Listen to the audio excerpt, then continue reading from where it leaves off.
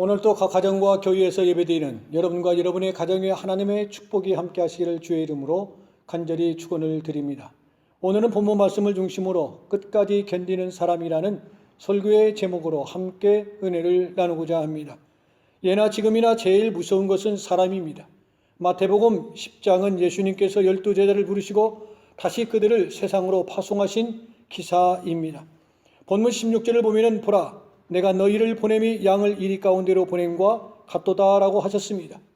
이것은 제자들이 전도해야 할 세상과 사람이 이리와 같다는 말씀입니다. 팔레스타인 광야의 대표적인 맹수는 뱀, 독수리, 전갈, 이리 등입니다. 그 가운데 이리는 사납고 공격적인 맹수입니다. 그러나 그 어떤 맹수보다도 사람보다 더 사납고 공격적인 것은 없습니다. 개를 훈련시키는 사람들의 말에 빌리면 개는 훈련시키는 대로 한다고 합니다. 그런데 사람은 누구에게나 대들고 배신을 일삼고 있습니다.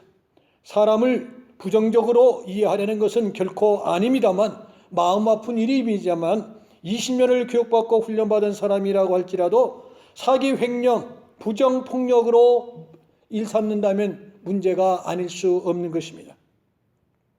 주님은 바로 그런 사람이 살고 있는 세상으로 보내면서 내가 너희를 보냄이 양을 이리 가운데 보냄과 같도다라고 말씀하셨습니다. 오늘 본문을 보면 세 가지를 당부하고 있습니다. 첫째로 지혜롭고 순결하라. 본문 16절을 보니 그러므로 너희는 뱀같이 지혜롭고 비둘기같이 순결하라 말씀하고 있습니다. 이 당부는 세상을 살아가는 모든 그리스도인들에게 주시는 하나님의 말씀입니다. 이는 더러운 생각이나 악한 부류들과 섞이지 말라는 것입니다. 난폭하고 거칠고 간교하고 공격적인 사람을 이리에 피하는가 하면 뱀과 비둘기를 들어 교훈하기도 합니다. 뱀은 하등 동물입니다. 그러나 최고의 고등동물인 인간을 넘어뜨렸습니다. 뱀은 다음과 같은 특성을 가지고 있습니다. 첫째, 언제나 다니던 길로만 다닙니다. 둘째, 한 번 공격하기로 작정한 대상을 절대로 바꾸지 않습니다. 셋째, 서두르지 않고 신중합니다. 넷째, 통째로 삼켜버립니다. 다섯째, 치명적인 독을 가지고 있습니다. 이러한 특성 때문에 뱀은 마귀의 상징으로 묘사하고 있습니다. 배로 땅을 기어다니는 하령 동물이지만 그 지혜는 고등동물을 따르지 못합니다. 바로 그 지혜를 배우라는 말입니다. 비둘기는 뱀과 전혀 다른 이미지를 가진 동물입니다. 비둘기는 다음과 같은 특성을 가지고 있습니다. 첫째, 목적 지향적입니다. 한꺼번에 여러 가지 사물을 보지 않고 한 가지만을 주시합니다. 둘째, 평화적입니다. 다른 상대를 공격하거나 패거리를 지어서 쪼아대는 일이 절대로 없습니다. 성경은 비둘기를 순결과 평화의 상징으로 그리고 성령의 상징으로 묘사하고 있습니다. 우리는 여기서 지혜와 순결의 조화를 생각해 보아야 합니다. 뱀 같은 지혜만 강조하다 보면 순결성이 결여되기 쉽고 비둘기 같은 순결만 강조하다 보면 지혜가 모자랄 수가 있습니다. 지혜와 순결은 마치 자동차의 두 바퀴와 같은 것입니다. 두 바퀴처럼 한 축을 중심으로 함께 움직이고 돌아가야 하는 것입니다. 그러므로 그리스도인은 지혜와 순결의 양면성을 가져야 합니다. 그래야 이리때 같은 세상을 헤쳐나갈 수 있고 그 세상을 향하여 복음을 전할 수 있기 때문에 그렇습니다. 둘째로 사람들을 삼가라고 말씀하십니다. 본문 17절을 보면 사람들을 삼가라. 그들이 너희를 공의에 넘겨주겠고 그들의 회당에서 채찍질하리라고 말씀하셨습니다. 우리가 전도해야 할 대상은 사람입니다. 그런데 주님은 그 사람들을 삼가하라고 말씀하십니다. 사람이란 존재 자체가 어떻습니까? 사람이란 필요하면서도 고통스러운 존재인 것입니다. 짐승 때문에 고통당하는 경우보다 사람 때문에 속상하고 손해보는 경우가 얼마나 많이 있습니까? 광야 40년 동안 모세의 행적을 살펴보면 일이나 전갈이나 독수리나 뱀 때문에 위기를 겪고 고통당하는 것은 별로 없었습니다. 그러나 사람 때문에 고통받고 어려움을 겪은 것은 수로 셀 수가 없습니다. 애굽의 바로왕이 모세를 죽이려고 했습니다. 그의 형 아론과 노이 미리암이 그를 괴롭혔습니다. 고라와 그의 일당들이 그를 괴롭히고 반역했습니다. 한마디로 사람이 모세를 괴롭혔습니다. 우리가 신앙생활을 하면서도 교회 밖에 있는 사람이 우리를 힘들고 어렵게 하는 것이 아니라 교회 안에 있는 사람이, 가장 가까이 있는 분이, 이해해 줄 만한 분이, 그분으로 인하여 내가 힘들고 어려울 때가 얼마나 많이 있습니까? 나를 위하여 기도해 줄 만한 분에게 나의 가슴앓이를 털어놓았는데 어느 날 갑자기 들려오는 소리는 황당하게 들려올 때 얼마나 큰 마음의 상처를 입습니까? 바울의 경우도 예의가 아닙니다. 하나님을 모르는 이방인이 그를 괴롭힌 것이 아니라 동족이며 선민인 유대인이 그를 괴롭혔습니다.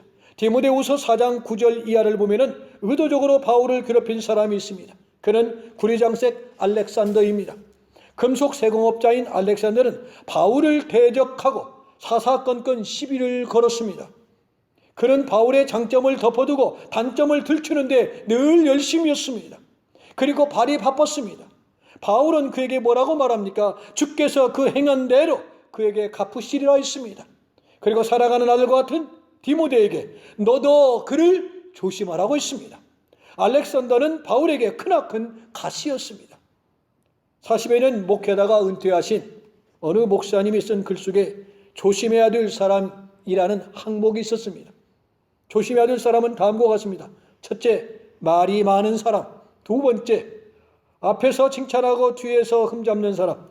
셋째, 매사를 반대만 하는 부정적인 사람. 넷째, 성직을 소홀하게 취급하는 사람. 다섯째, 의도적으로 남을 괴롭히는 사람. 여섯째, 겉과 속이 다른 사람. 일곱 번째, 성직을 감토로 생각하는 사람. 여덟 번째, 남을 대접하지 않고 대접받기를 좋아하는 사람. 아홉 번째, 세상을 사랑하는 사람. 열 번째, 말로만 큰 소리치고 일하지 않는 사람이라고 했습니다. 사람 때문에 성공하고 행복해지는가 하면은 사람 때문에 고통당하고 실패하고 손해보고 길이 막히는 사람도 없지 않아 많이 있는 것을 보게 되어집니다. 로버트 숄로 목사님은 네 종류의 사람을 소개했습니다. 첫째는 노노하는 사람입니다. 항상 안 된다고, 못한다고 부정적인 사람입니다. 둘째는 여유하는 사람입니다. 줏대기도 없고 소신도 없고 변덕이 죽을 끓듯이 끓는 사람. 셋째, 불로불로하는 사람입니다. 생각도 크고 소리도 커서 떠들어 대기는 하지만은 실제로 일해야 할 때 움츠려들고 뒤로 물러서는 사람. 마치 지금처럼 코로나 때 숨어있는 사람을 말하는 것입니다. 넷째, 고고하는 사람입니다. 소신껏 밀고 나가는 사람, 마치 여러분과 같은 사람을 의미하는 것입니다. 여러분은 어떤 사람입니까? 노노하는 사람입니까? 불로불로하는 사람입니까? 여유하는 사람입니까? 이런 사람과는 삼가하시기를 바랍니다. 생각해 보십시오. 친구가 좋다고 아무나 친구로 사귈 수는 없는 것입니다. 노처녀가 결혼이 급하다고 아무나 배우자로 정할 수가 있겠습니까? 만남은 그 사람의 평생을 결정합니다. 그러기에 선택과 결정은 신중하고 지혜로워야 하는 것입니다. LA 한 가게에 이런 광고가 있습니다. 한 번의 선택이 평생을 좌우합니다. 안스 피아노라는 광고입니다. 그리스도인이 성공하려면 먼저 주님을 만나야 할 줄로 믿습니다. 1000번 만번 만나도 유익될 것이 없는 사람, 예수는 믿어 경건 생활에 도움이 되지 않는 사람, 그런 사람은 삼가해야 좋습니다. 주님께서 오늘도 저와 여러분을 향하여 말씀합니다. 그 사람은 삼가하라고 말씀하십니다. 마지막 세 번째로 염려하지 말라고 했습니다. 오늘 본문 19절에 보면은 너희를 넘겨줄 때 어떻게 또는 무엇을 말할까? 염려하지 말라. 그때 너희에게 할 말을 주시리라 했습니다. 마태복음 6장 31절에도 보면은 무엇을 먹을까, 무엇을 마실까, 무엇을 입을까 하지 말라고 했습니다. 오늘 본문 19절에서도 무엇을 말할까 염려하지 말라고 말씀하십니다. 요한복음 14장 1절 이하에도 보면은 장차 어디로 갈 것인가 염려하지 말라고 말씀하십니다. 그리고 베드로전서 5장 7절에도 보면은 너희 염려를 다 주께 내어 맡기라고 말씀하십니다. 먹는 것, 입는 것, 마시는 것, 말하는 것, 영원한 세계의 문제까지 이르러 염려하지 말고 모든 것을 주님께 맡기라는 것이 성경의 교훈인 것입니다. 이 세상에 사는 사람들이 가장 널리 쓰는 단어가 무엇인 줄 아십니까? 첫째가 오케이라는 단어랍니다. 그 다음으로 많이 쓰는 단어는 무엇이라고 생각하십니까? 하버드 대학교 조사에 따르면 미국 사람들이 콕이라고 말하는 코카콜라라고 말합니다. 코카콜라는 전 세계 195개국으로 진출되었습니다. 이것은 유엔 회원국 193개국의 숫자보다 더 많습니다. 코카콜라를 가리켜서 미국 문화의 첩병, 자유주의의 우유라고 부르는 것입니다. 전 세계적으로 매일 20억 병의 코카콜라가 팔리고 있다는 사실입니다. 그러나 물만큼 소비량이 많은 것은 결코 아닙니다. 코카콜라는 떨어져도 살지만 물 떨어지면 살 수 없고 죽습니다. 하나님은 전 세계 도처에 물을 만들어 놓으셨습니다. 산속에도 바닷속에도 땅속에도 물이 있습니다. 무엇을 마실까 염려하지 말라는 주님의 말씀은 헛소리가 아니다는 말입니다. 염려는 의심과 불신이 만들어냅니다. 의심과 불신을 내쫓으면 염려와 걱정도 함께 쫓겨나게 되어지는 것입니다. 사랑하는 성도 여러분, 이제 말씀을 마치겠습니다. 끝까지 견디는 자는 구원을 얻으리라 말씀하셨습니다. 이는 끝까지 포기하지 않고 인내해야 구원을 받는다는 말씀입니다.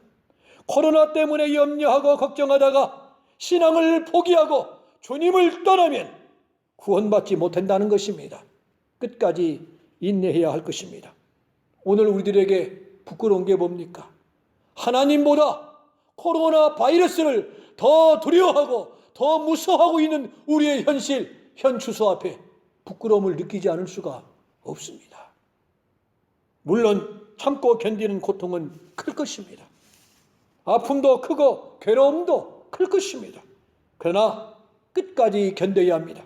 기독교 신앙은 철저하게 인내가 요청되고 있습니다. 주님이 고통과 십자가의 아픔을 참으셨던 것처럼 끝까지 참고 견디는 사람에게 영광과 축복의 면류관을 주신다고 말씀하여 주셨습니다. 코로나 앞에 끝까지 잘 참고 견딤으로 말미암아 언제든지 주님 앞에 떳떳하게 설 수 있는 여러분 모두가 되시기를 주님의 이름으로 간절히 축원을 드립니다. 기도하시겠습니다. 이제는 우리 주 예수 그리스도의 은혜와 성부 하나님의 무한하옵신 사랑하심과 성령님의 교통, 교제, 역사 인도 충만하심의 은총이 주 앞에 나와 함께 제단을 쌓으며 각 가정에서 온 가족의 한자리에 함께 한마음으로 예배드리는 사랑하는 교우들과 가정 위에, 그리고 생업 위에, 우리의 조국과 우리가 뿌리를 내리며 사는 이 미주 땅 위에, 오늘도 우주에서 선교하시는 모든 선교사님들 위에 이제로부터 영원토록 함께 있을지어다. 아멘.